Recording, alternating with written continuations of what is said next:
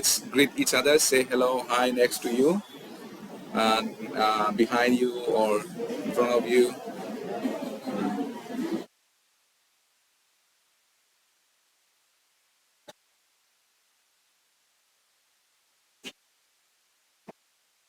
Okay, let's pray now. Is it okay, the voice? Maybe you can increase a little bit. Yeah. Okay, let's pray. Gracious Heavenly Father, thank you so much for giving this wonderful time so that we can come together and we can worship you. Lord, we thank you. And thank you for the salvation that you have given us by dying on the cross. Lord, we thank you. And there are many things that we can thank you. Lord, continue to bless each one of us so that we can see the things you want to give us, the things you want to add in our life. And also, Lord, we want to pray for those who are not here, wherever they are. Maybe, Lord, be with them. And also, your word abide in them, and your guidance be upon them so that they can be guided according to your will. And Lord, give us the word and speak to us so that we can be encouraged today. And your name would be glorified through our life. The rest of the time we commit unto your mighty hand. In Jesus' name I pray. Amen. Okay, let's turn to Song of Solomon or Song of Songs. We'll turn in the Old Testament after Ecclesiastes, Song of Solomon or Song of Songs. Proverbs, Ecclesiastes, and Song of Solomon. Chapter 5, verse 1.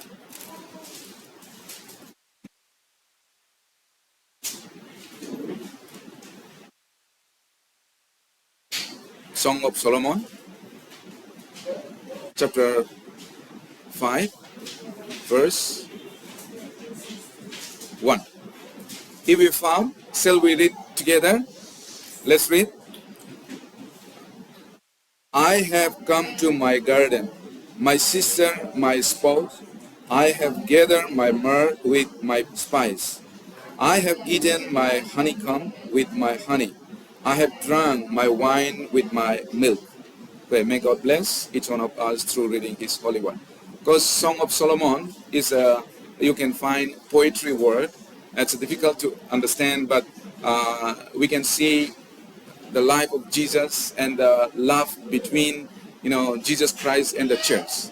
Of course, the Song of Solomon, when we just read, can find that love between husband and wife, Solomon and Sulamite. So the love. So the love, we can understand why God has added this Bible in this, this Solomon in the Bible. It is to understand between the love of Jesus Christ and the church. We are the church. Born-again Christians are the church, right? So in another version, it says that, let me just read another version, NLT. It says, I have entered my garden, my treasure, my bride. I gather myrrh with my spices and eat honeycomb with my honey. I drink wine with my milk. O lover and beloved, eat and drink. Yes, drink deeply for your love. So that's what NLT says. A little bit, of course, the same meaning, but a little bit different, like enter my garden, my treasure, my bride. We are the Lord's garden. Now, we are His treasure. We are His bride. Sometimes we see in the Bible, we are His bride, right? Sometimes the Bible says we are the treasure of God, and we are the bride of Jesus Christ.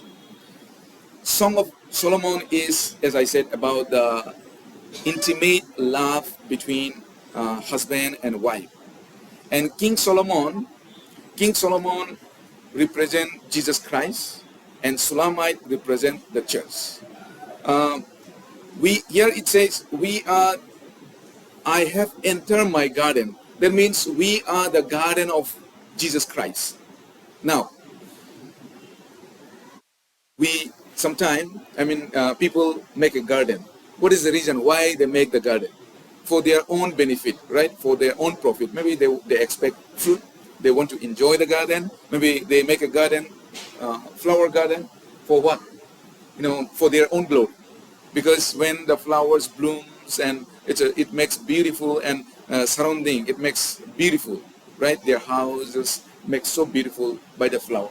And why we plant? People plant in their garden like a fruits, let's say mango, let's say papaya. Why they plant? To get the fruits, to enjoy the fruits, right? So now, here it says, I have entered my garden. So we are the garden of Jesus Christ. And we are the treasure of God. We are the bride of Jesus Christ. God come to us. Jesus come to us. The Holy Spirit come to us. So, and also, before we go into deep, I want to tell that Sulamite women also can be compared to those who really wants to have close relationship with the Lord. Really, this Sulamite woman wants to have a close relationship with Solomon, the King Solomon. In the passage we can see. So that's why now she is inviting Solomon, or she is inviting husband. So this represent that Christians, we should have the close relationship with God, so that God can enjoy us. God can enjoy through our life. There are different kind of garden in the world also we can see. So some gardens are full of fruits and full of flowers, and some garden are very dry, right? There's no fruits, there's no flower. Okay, now we can understand what kind of garden will be full of flowers or full of fruits. What kind of garden?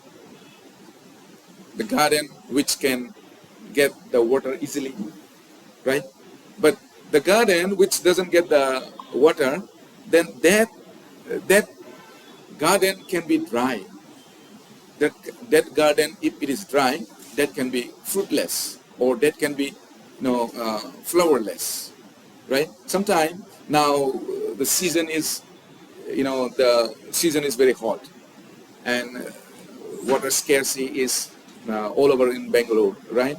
So there are some places you may find that some months ago green and the flowers are blooming, or there may be some fruits, but maybe this season you may find that it's a dry, right? So when there is no water, that garden can be dried up. So there are different kind of garden.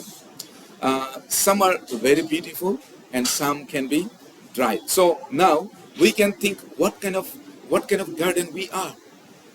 Is it the garden which is so beautiful, with full of flowers, or with full of fruits, or just dry?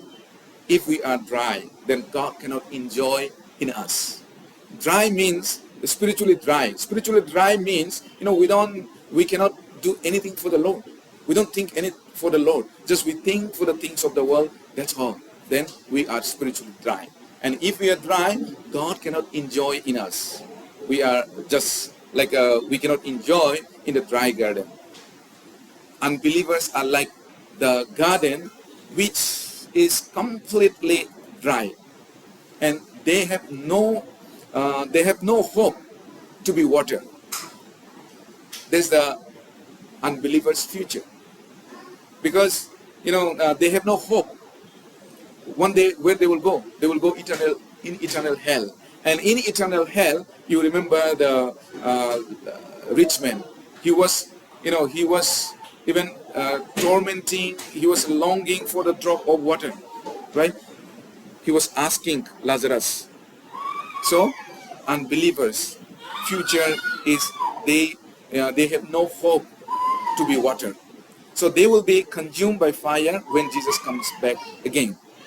Now, what kind of garden we are? Let's think a little bit. Let me read again. I have come to my garden, my sister, my spouse. I have gathered my myrrh with my spice. I have eaten my honeycomb with my honey. I have drunk my wine with my milk. So here, I love, O lover and beloved, eat and drink.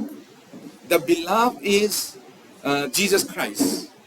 Beloved is referring to Jesus Christ. So this is invitation from Shulamite to the husband, or Solomon, right? King Solomon. And now he is saying that, husband or King Solomon is saying that I have entered to my garden. Or Jesus is saying that I have entered to my garden. This body, our body, is the garden of Jesus Christ. And Jesus purchased this by his own blood.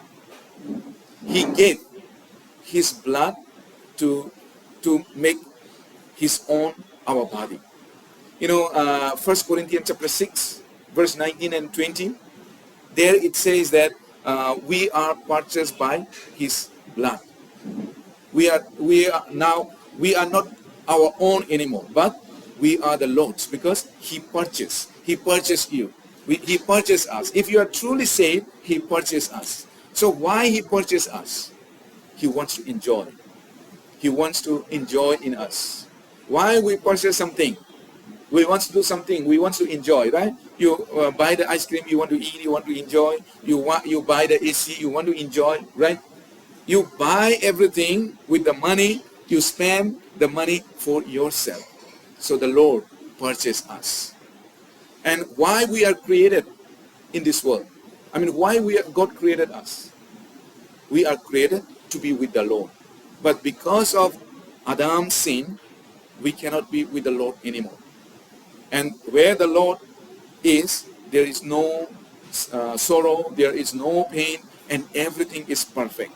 But in this world, there is nothing perfect in this world. Everything is going to destroy. Everything is imperfect. And we are imperfect being. So 1 Corinthians, Apostle Paul said, you are bought at a price. And the price is the blood of Jesus Christ. And this garden is committed to the Lord. The garden is protected by the Lord. So when we are born again, the Holy Spirit resides in us. And we belong to the Lord. And as long as we commit ourselves to the Lord, actually we are protected. But if we don't commit ourselves to the Lord, we can be dried up. We can be destroyed. Of course, after truly saved, we will not go to eternal hell, but spiritually we'll be dried up, and we cannot give any fruits to the Lord. We cannot give enjoyment to the Lord. Remember, we are the garden of Jesus Christ, and we are the garden fountain where the water is flourishing, and where the fresh waters flows. That garden we are. Okay, let's go to chapter 4 also. Chapter 4, verse 15. Song of Solomon, chapter 4, verse 15. I will read. Okay, let's read together. Chapter 4, verse 15. A fountain of gardens, a well of living waters, and streams from Lebanon. In NLT says, you are a garden fountain, a well of fresh water streaming down from Lebanon's mountains. It comes, fresh waters comes from the Lebanon's mountain. And you are that garden, it says. We are that garden. Means, truly born again Christians, we get the water. And water, the source of water is where? It's Jesus Christ. Sometimes water is related with Holy Spirit. And, the Holy Spirit, water is related with Holy Spirit means when we let the Holy Spirit works in us, that we are like we are the garden, like a full of water. And full of water, the grass, the trees, they can easily grow. And it becomes green. It becomes so beautiful, and they can bear fruit. And also, the garden is full of perfume. Okay, here also it says, let me just read, verse 10. How fair is your love? Chapter 4, verse 10. My sister, my spouse, how much better than wine is your love, and the scent of your perfumes than all spices. We are, and verse 11, your lips, O my spouse, drip as the honeycomb. Honey and milk are under your tongue, and the fragrance of your garments is like the fragrance of Lebanon. So we are the fragrance. We are the garden that which gives the good smell, perfume, right? And Christians are the fragrance of Christ. That's what First Corinthians says. We can give our Lord the sweet aroma to please the Lord. Christians, we can do something. We can give the sweet aroma, means we can give the good smell to the Lord. Christians, we can give. So we are the garden that there's a perfume, there's a well water, and also we can give sweet smell to the Lord. Okay, let's turn to 2 Corinthians. 2 Corinthians chapter 2, verse 15 and 16. 2 Corinthians chapter 2, verse 15 and 16. Shall we read together? For we are to God the fragrance of Christ, among those who are being saved and among those who are perishing. To the one we are the aroma of death leading to death, and to the other the aroma of life leading to life. And who is sufficient for these things? Okay, now here we see that we are to God the fragrance of Christ, among those who are being saved and among those who are perishing. So we are fragrance for those who are saved, and also those who are not born again. We are aroma for perishing. Means we can give to them also. For Christians, we can help them to grow. We can give them we can give them happiness. We can give them good smell, and also to the non-Christians we can give them, because we can preach the gospel to them. When we preach the gospel is the most sweetest aroma, right? So we can give the gospel to them, even to the brothers and sisters, and even to the non-believers. Non-believers will get the sweet aroma from the Lord through us. So we are the garden that where our Lord wants to enjoy. And that's what He made us, His garden. And the garden, who can give the more sweet aroma to the Lord? What kind of garden? Now we are the garden, but what kind of garden can give the sweet aroma or a good smell to the Lord? The garden which are very close with God, they can have the lot of perfume or a lot of smell. So we need to have the close relationship with God, even after born again. If you go far away from God, you cannot give. If the flower is not connected with the tree, the branch cannot actually give the good smell. It's the same thing, because that will be dried up. Let's go to again Song of Solomon, chapter 2. Actually, Song of Solomon, when we understand and we read, it's a very beautiful love between Jesus Christ and the church. We can find out, so we can understand His love more. In many churches, they don't preach from the book of Song of Solomon because they think that this is not the right to preach in the church. But we can understand between the love of the love of Jesus Christ and the churches. Okay, now Song of Solomon chapter 2, verse 13 and 14. Let me read 13 and 14. The fig tree puts forth her green figs, and the vines with the tender grapes give a good smell. Rise up, my love, my fair one, and come away. O my dove, in the clefts of the rock, in the secret places of the cliff.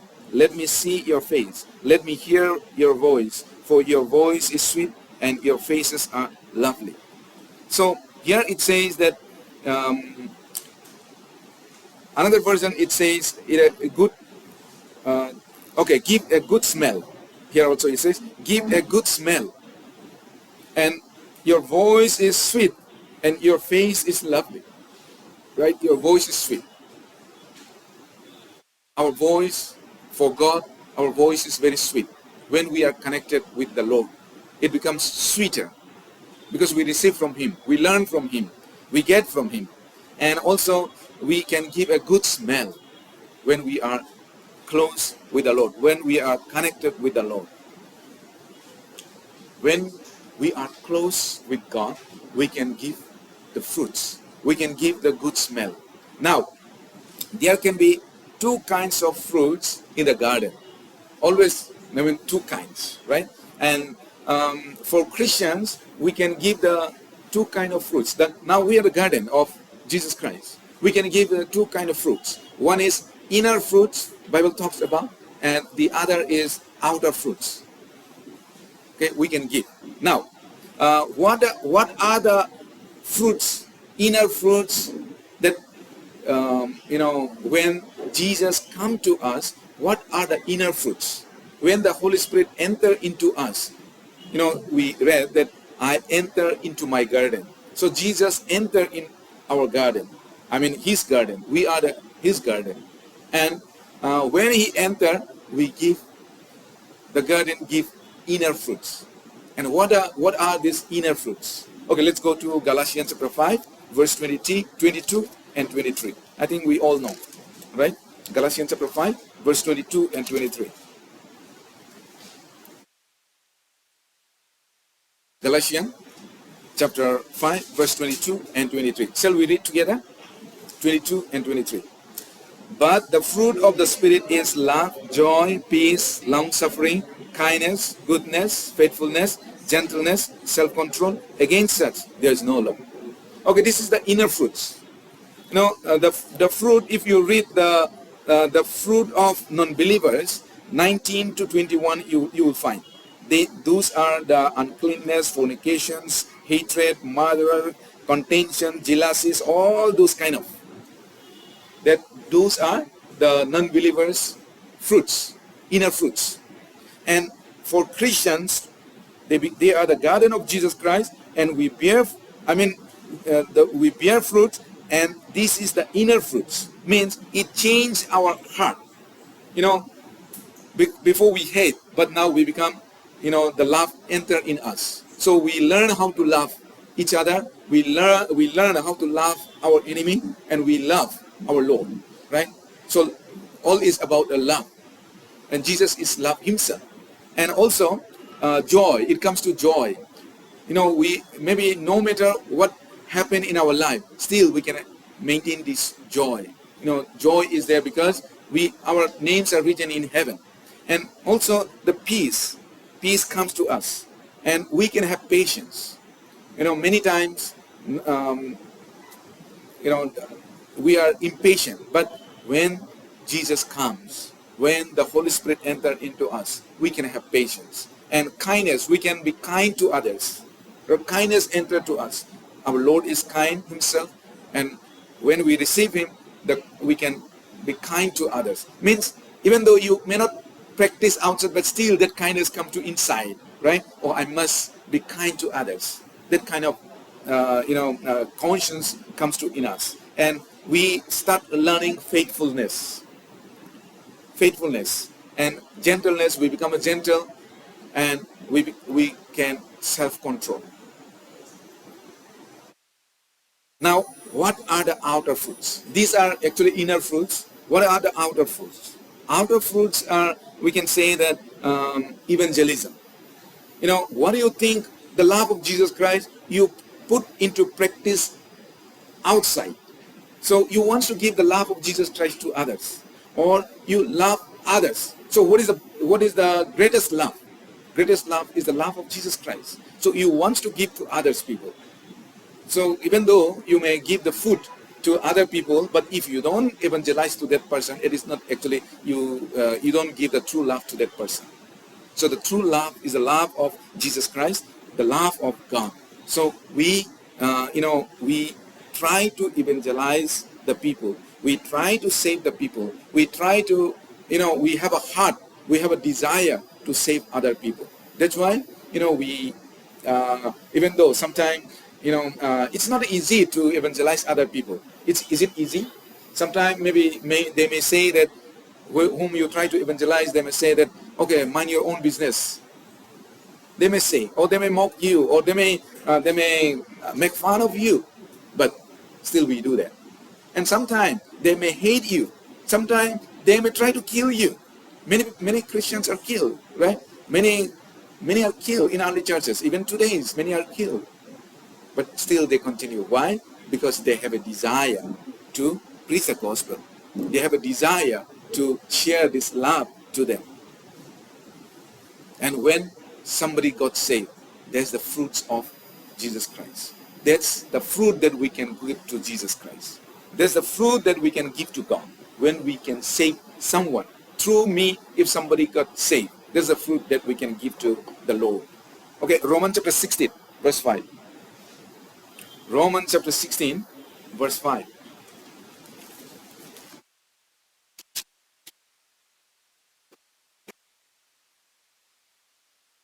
Romans chapter 16, verse 5. Shall we read together if we found? Let's read.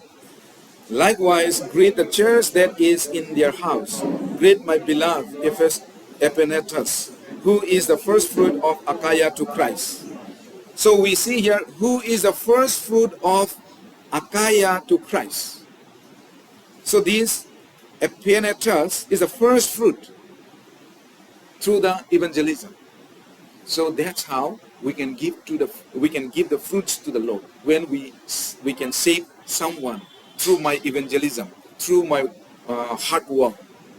And what else? I think offering, sacrificing, all this also can be counted as outer fruits, right? Because when we offer money or we offer something, then that can be used for the evangelism purpose. And that's why we are offering to God. That's why we are giving to God. And that is the outer fruits. Because it's not easy for anyone to offer. It's not easy, right? Suppose non-born again or those who are not truly saved, if they come to church, I think maybe like if they see Christians are giving tithe and all. I think many people are shocked actually, right? When they give tithe and all. But Christians, we give. Why we give? Because we want to save the people. We have a desire to save other people. So if you read Romans chapter 15, there Apostle Paul say that Gentiles also can be partakers when we offer or we sacrifice ourselves, or we give offering to the Lord. Then non-believers also can partake the spiritual things with us. That means they can be saved.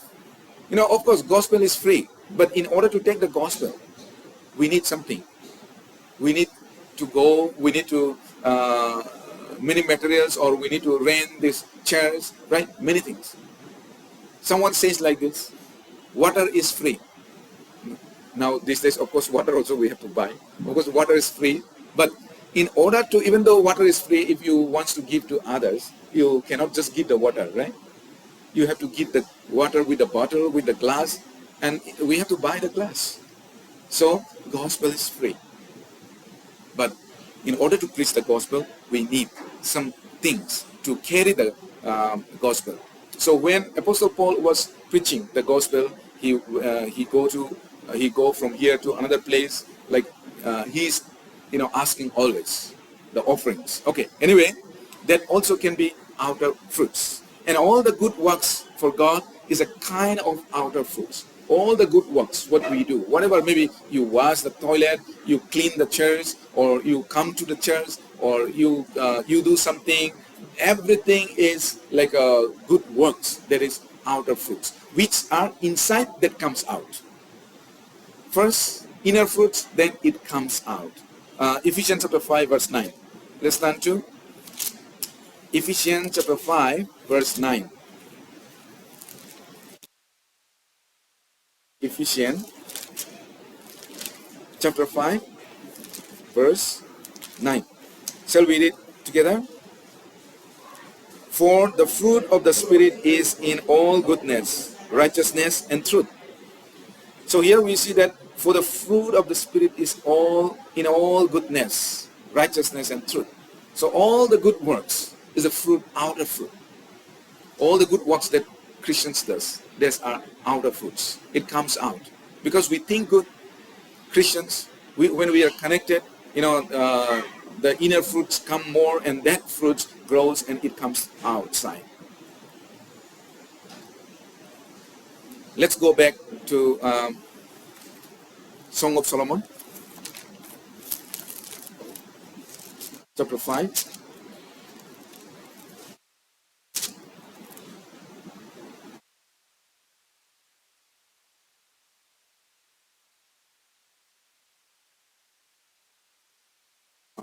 Chapter 5. Okay, sorry, chapter 4, verse 16. Let me read chapter 4, verse 16. Awake, O north wind, and come, O south, blow upon my garden, that its spices may flow out.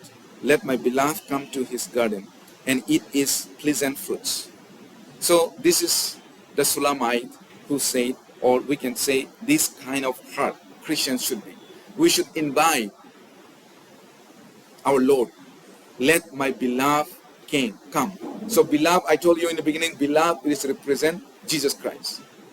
Is showing to Jesus Christ. Let my beloved come to his garden and eat its pleasant fruits. So we are the garden of Jesus Christ. So we should able to invite, come, Lord, come, I'm your garden, so come to your garden and enjoy and pleasant fruits, eat its pleasant fruits. So this garden, why he can invite the Lord? This garden can invite the Lord because the garden is full of fruits, right? Suppose if you doesn't have a fruits, then how can you invite somebody come and eat and enjoy, right? How can the garden can be full of fruits? We are the garden of the Lord. How we can get the full of fruits and full of flowers, and that when Jesus come to us, that he can enjoy. First thing is, Jesus should be the most lovely in our life. Sometime we love many things more than Jesus. Sometimes we love our our husband or wife, we love more than God. Sometimes we love the things more than God. Sometimes we love our children more than God. But we have to remember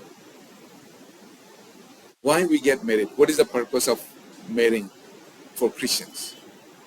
The purpose is, Ecclesiastes say, two are better than one, so that when one fall down, another may raise up you. So this is the purpose. Because single, when we live alone, maybe temptation, we may not able to come the temptation. So when we fail to overcome the temptation, then we cannot stand up. And that time, our closest companion is wife or husband. So we can help each other. And why, if we continue to read the verses, then it says, so that the reward, we can receive the great reward, right? So how can we receive the great reward? When we can overcome the temptation. So that's the purpose of marriage. And the children is given by God. And actually children is not ours, it is God's. Only we have a responsibility. God give some time, responsibility, so that we can give back to God. Sometimes we love money more than God. But if we really, God wants to enjoy in our life, then Jesus Christ, or He should be the most lovely in our life, like this Shulamite woman. So Shulamite woman, she's inviting, the husband. So Shulamite, as I told you, Shulamite women represent churches, you and me, and the King Solomon represent Jesus Christ. So she is inviting the husband, enjoy.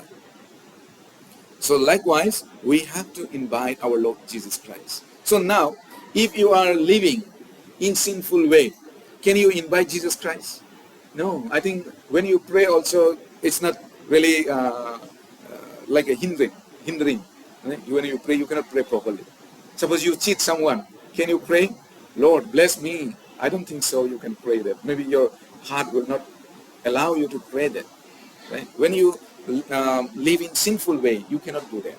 So when we live a righteous life, when we live, we stand in faith, and when we live a righteous life, godly life, then we can invite, Lord, come, enjoy. I'm your garden. Okay, let's go back to Song of Solomon, chapter 5, verse 9. Let me read. What is your beloved more than another beloved, O fairest among women? What is your beloved more than another beloved, that you so cherish us? What is your beloved more than another beloved, O fairest among women? So the Solomon said, you are fairest among many women. Among the women, you are the fairest. So there are so many Christians. So we can Jesus should able to say that, your living is right living, or you are living a godly life, your righteous life. So God should say to us, or Lord should say to us. And also here it says, what is your beloved more than another beloved, that you so cherish us? We have to live righteous life. We have to take out which ruin the garden. Sometimes, garden, if you see the garden, sometimes it ruins. By what? Maybe actually Bible says, of course there can be worm, or there can be many things, right? But Bible says one thing. Okay, chapter 2. Song of Solomon chapter 2, verse 15. I will read. Song of Solomon chapter 2, verse 15. Catch us the foxes, the little foxes that spoil the vines, for our vines have tender grapes. Okay, grapes spoil the small foxes. Small foxes run here and there, and the vines, garden, it's spoiled. Maybe they play. You see sometimes some animals like deer and all, they play, they jump, the young one. So foxes are, maybe they like the vineyard, right? They run and play. So that's why here it says, catch us, the foxes, the little foxes that spoil the vines, for our vines have tender grapes. So it spoils the fruits, little foxes. So little foxes means there is some little sin, some small sin, some sin which come to us, and it's ruin our Christian's life. So sometimes small things we don't care, right? Small things we don't care. If the big things we care. But suppose, let's say, suppose we say that killing somebody is really sin. We look at a really sin. But small things, some very small things, maybe small lying, we don't consider it as, okay, this is small things, let me do it. But that can spoil our Christian's life. So I'm just giving an example. There can be many.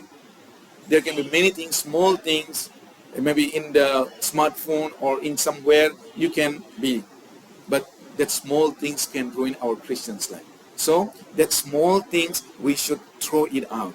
We should find it out, and we should try to throw it out. If we don't do, our Christian's life will be destroyed. So here it says, catch us the foxes, the little foxes, which destroy the grapevine. You know, small fire can burn the entire forest, right? Sometimes we heard that some people just smoke and throw it, and slowly the fire caught and burned the whole forest. So small sin can destroy our entire Christian's life. Proverbs. Let's turn to Proverbs, chapter 17, verse 14. Proverbs, chapter 17, verse 14. Shall we read? The beginning of strife is life, releasing water. Therefore, stop contention before quarrel starts. The beginning of strife is like releasing water. So, before it spoils everything, we have to stop. Sometimes the arguments started with small things, right? And if you don't stop, it will increase. It will increase. And later here it says, stop contention before it quarrel start. So small things, maybe disagreement that can lead into quarrelsome, and later can hit each other. So before it happen, stop it. That's what this proverb say. And proverb is written by the most wisest man, King Solomon. And also Bible say, death flies causes even a bottle of perfume to sting. Suppose you have a perfume, very nice smell, but if that flies enter, that will spoil all the perfume, right? Okay, Ecclesiastes say, Ecclesiastes chapter 10, verse 1. Let's see a little bit more. Ecclesiastes chapter 10, verse 1. Shall we read together? Dead flies putrefy the perfumer's ointment and cause it to give off a foul odor. So does a little folly to one respected for wisdom and honor. So dead flies putrefy the perfumer's ointment. Yeah, dead flies. What is a dead fly? The dead fly, we can say, they are bad company. So we should avoid bad company. Whom should we make a company as a Christians? We, with godly people, right? Those who come to church, those who read the Bible, those who think about God, those who are truly saved, we should try to make friends with them. So if we don't make friends with them, then like a dead flies. Maybe they may be very good in this worldly way, but if they are not truly saved. So 1 Corinthians chapter 15 says that evil company corrupts good habits.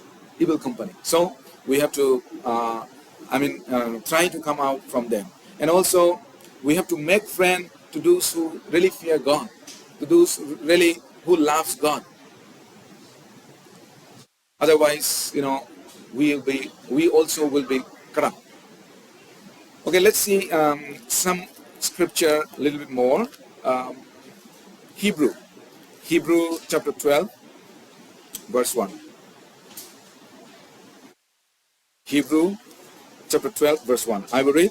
Therefore we also, since we are surrounded by so great a cloud of witness, let us lay aside every weight and the sin which so easily ensnare us, and let us run with endurance the race that is set before us.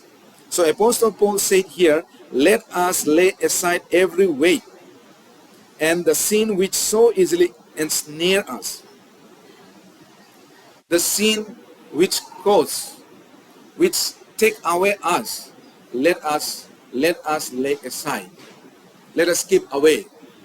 That's what Apostle Paul said. If we don't keep away, then we cannot run. We cannot, Christian's life is like a running race. Until we meet Jesus, we are continuously running. So if you don't put away the small things from you, which is hindering you, which is giving you more weight, then you cannot run. Suppose, those who are running race, how they run? They actually We see, right? Even the women and all, they put as much as small they can. I mean, they try to put the piece of cloth in their body. Why? The reason is so that they can be, I mean, lightened and they can endure more, they can run more. That's the reason, right? Is there I mean, do you see anyone like putting jacket and running? No, they're not running. They want to make it as much as possible lighter. The reason is they can run more. When they can run, they can endure more, or they can run faster, or they can maybe they can run longer. So there's a reason. So if we carry so much sin, how can we run in our Christian's life? We cannot run, right? So we need to put away. We need to lay aside. So Apostle Paul said, let us lay aside every weight and the sin which so easily ensnare us. We have only one life. And this life, if we can do for the Lord, that is that is the greatest thing that we can do. So we should not waste with the things of the world. We should live for the Lord. So we should hold fast what is good. Bible said, hold fast what is good. We have to hold fast. If we know that Bible said it is good, we have to hold fast. We have to do it. We remember Samson. Samson could not distinguish. He could not distinguish that Delilah is whether either friend or enemy, right? So that's why he was very comfortable in Delilah arms, right? The Bible says he's very comfortable.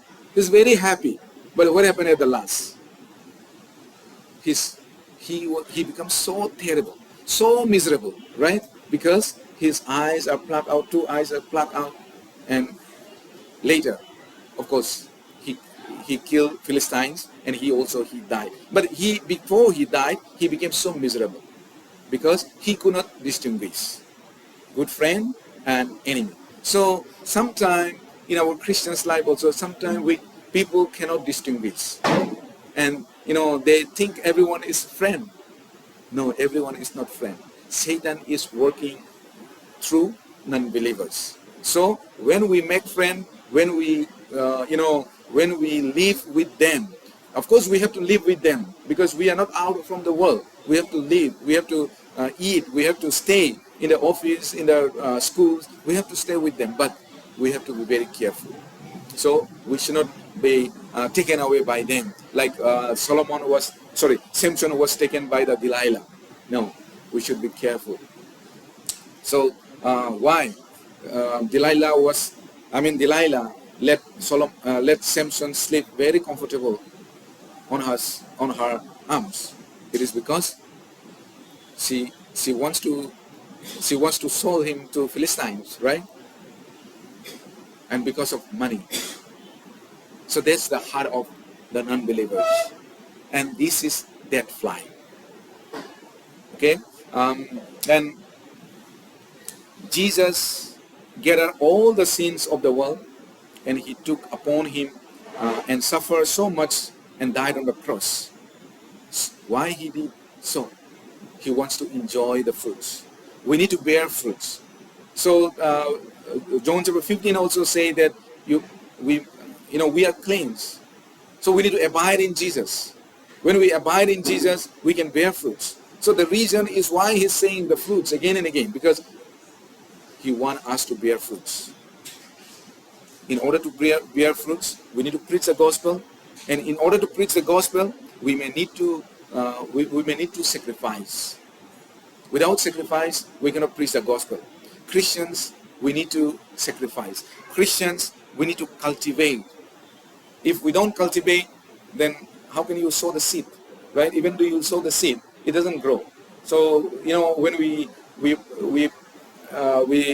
plant something, we make so much, many times actually they plow and they make the ground, and then many things they do. You see the farmer, how they do. So we have to cultivate and we should able to bear fruits for Jesus before he comes back.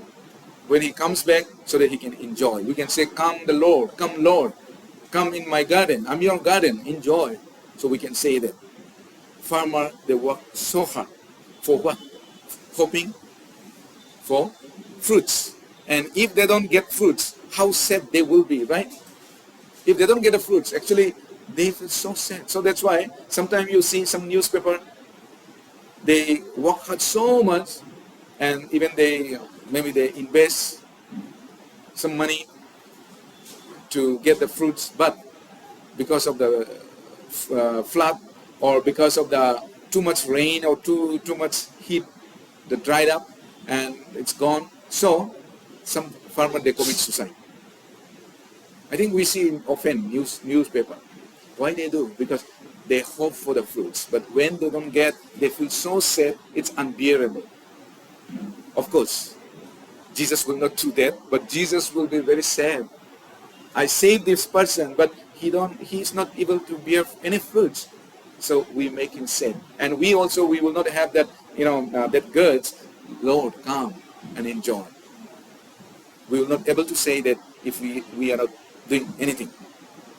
Okay, for the last, let's read Ecclesiastes chapter 11, verse 6. Ecclesiastes chapter 11, verse 6.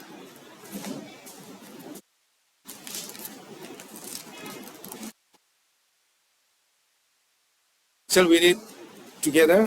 Verse 6. In the morning sow your seed, and in the evening do not withhold your hand. For you do not know which will prosper, either this or that, or whether both alike will be good. Of course, we don't know which one will prosper, but we should sow the seed. I mean, we don't know when we preach the gospel that person really will be saved or not. But we should preach the gospel. So here we see that in the morning sow your seed, and in the evening do not withhold your hand, for you do not know which will prosper. We don't know which one will be prosper, but we have to give seed is the word of God, right? So we have to preach the word of God to every people, so that who heart is good. We don't know whose heart is really soft. So they can know God and they can be saved. And when they are saved, they are the fruits that we can give to God. We can give to the Lord. So we have to preach the gospel. And we are the garden. We are the garden of Jesus Christ. We are the treasure of Jesus Christ. We are the bride of Jesus Christ. So as a bride, should welcome the husband, right? And as a garden should invite the owner to enjoy. And we are the treasure of the Lord. Okay, let's finish here. Let me pray. Mighty Heavenly Father, once again, thank you so much for teaching us with your word. And Lord, you make us your garden by dying on the cross. You work hard and you make this garden. And Lord, you expect the fruits from us. So Lord, help us so that we can bear more fruits and we can welcome you. And when you return with a joyful way and also with boldness, we can invite you in this garden. Lord, be with us and help us. And Lord, thank you so much for taking all our sin on your shoulder and died on the cross. Lord, we thank you. And Lord, we are living for you, and there are many hindrances may come in our life, but Lord, help us so that we can tackle all those things and we can overcome. Lord, continue to pray for those who are not feeling well, sick, suffering, physically weak. Lord, be with them. And may your holy hand touch upon them. And also, Lord, we pray for those who are spiritually weak. Lord, we pray that may your spirit be upon them. May your strength be upon them, so that they can see through your word.